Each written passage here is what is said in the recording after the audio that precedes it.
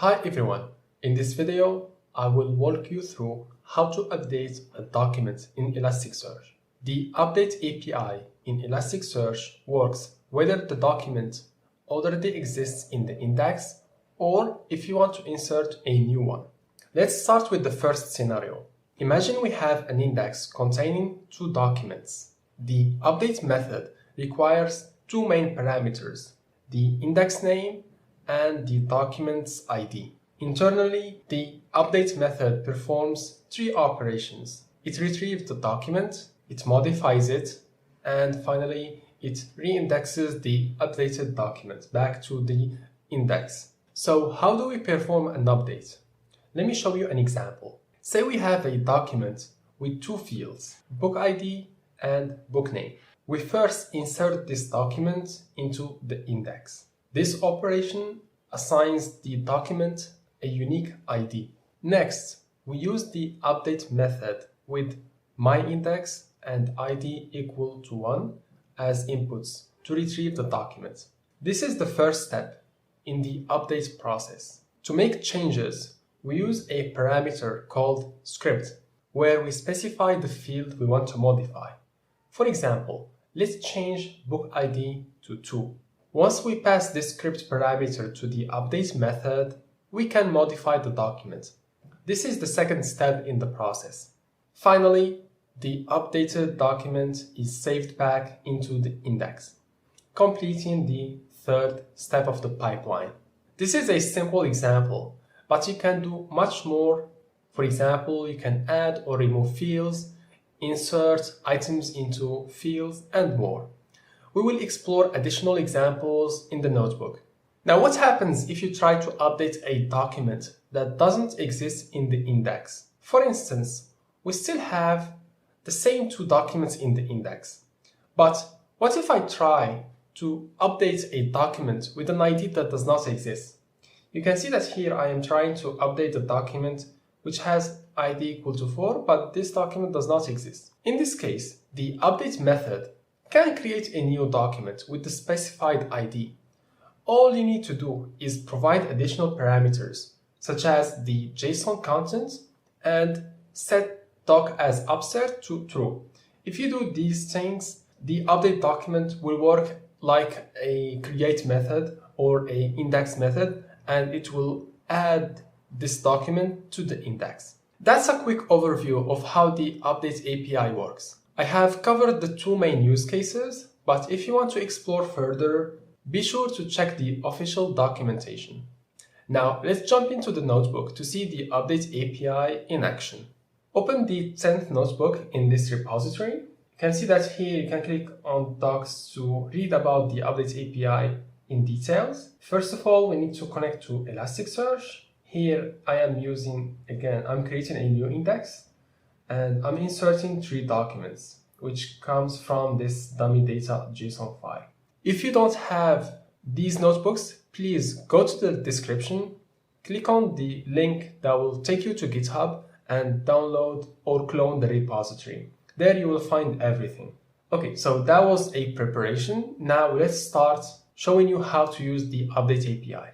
So as I said, we have two use cases. So here, if the documents exist in the index, what we can do, we can take, for example, a document and update an existing field.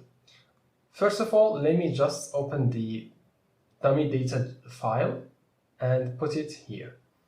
You can see that here, by default, the title is sample title 1. So here, what I am doing, I am taking the first document, which is this one. And here, as I told you in the slides, you need to use the script parameter. And inside it, here you specify the new value for the title. So here, parameters allows you to change the field dynamically, which means that you can reuse these values inside the script. But you can just come here and type in the new value if you want. So here you can see that context.source will get me the document. And after that, when I can take the document and access the title, this is what I am doing after that. And here I am passing the new value, which is new title. So let me run this cell. And as you can see here, if I take response and try to use the get method, which I showed you in a previous video, you can see that here the new value for title is new title instead of sample title 1. Okay, so this is the first use case, but you can add, for example, new fields that doesn't exist in the document. So here again, I am taking the first document, and here I am adding a new field, which I called new field, and I am giving it this dummy value. Let me run this. Again, let's use the get method. And as you can see, so we have we have our new field, and we have text and title, which already exists in the document. You can add a new field by using the script parameter or by using doc. Both of them do the same thing. So let me just run this, and as you can see, we have a new field which I called new value 2. And you can either use doc or script, they will work together. So I showed you how to modify a field, how to add a field. Now let's see how to remove a field. It's simple. You just use context.source, and here you have a method which is called remove. And inside it, you specify the field that you want to remove. Let me run this. And as you can see, so here we removed new field. And as you can see in this source document, we don't have that field. Okay, so that was the first use case. The second one is where you don't have the documents in the index. So here you can see that ID = 1 does not exist.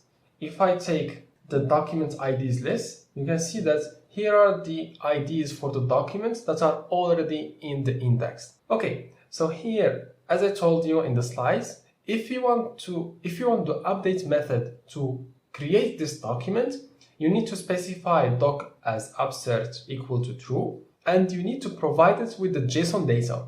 So here we have both of them.